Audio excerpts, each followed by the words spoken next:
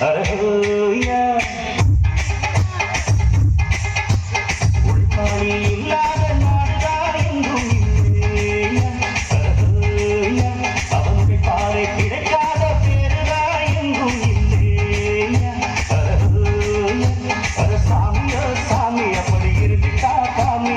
கூலியோ கூலி எங்களை நம்பிட்டா பூமி பிற வாழ்வதே என்ன தேவையில்லா உழைப்பாளி இல்லாத நாடுதா எங்கும் இல்லையா அரஹோயா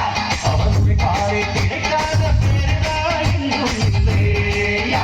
அரஹோயா ஹரியா